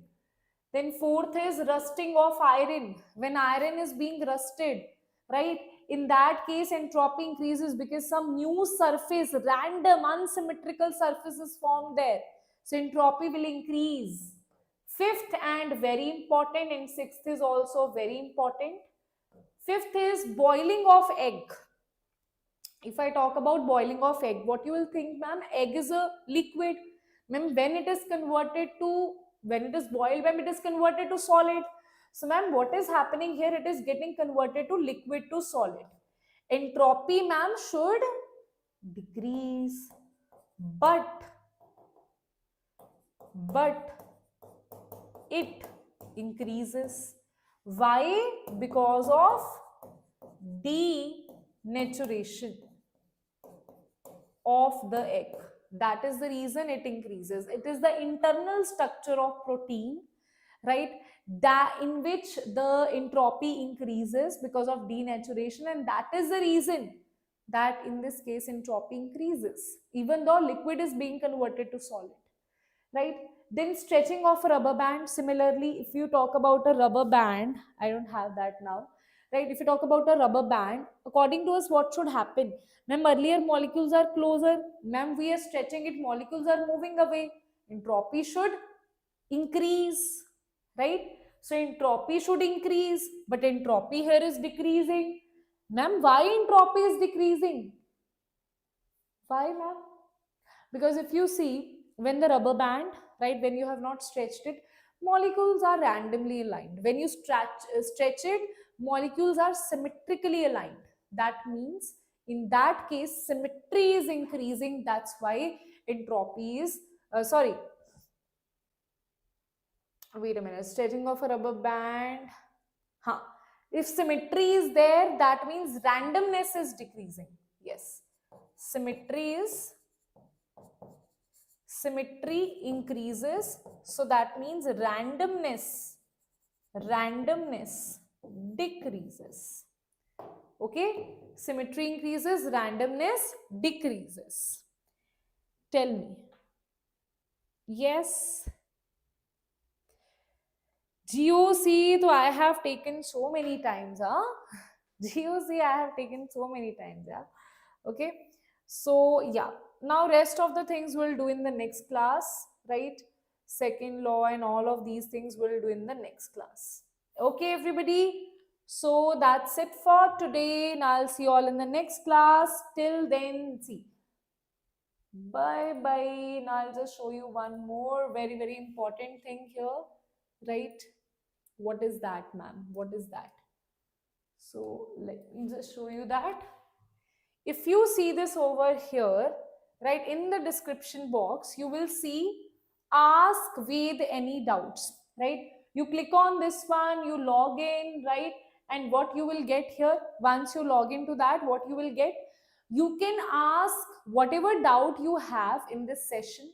The PDF of this session will also be uploaded in this particular link only. So it's like your friend, you can ask any doubts you have after the class, in the class, whatever the doubts related to this particular uh, session, you can ask to this Ved, right? Ved is your new friend here, right? And one more thing, click on the session that is given here, right? And you will move to Eklavya JEE 2026 Rank Booster Test Series. That is going to go live on 3rd of December 2025 at 6 p.m. So Sher sir is going to tell you about this test series that is going to literally boost your rank. So wait for it, right? On 3rd of December, we are going to see what exactly is this, what all you will get in that, and what is the price for that particular test series, right? Everything, and what is the discount, early discount that you're getting on that, right? So click the session, hit the like button here on this particular session, right?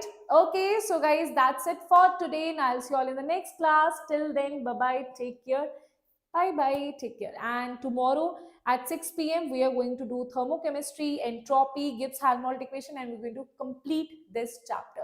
So see you all tomorrow at 6 p.m. Bye bye.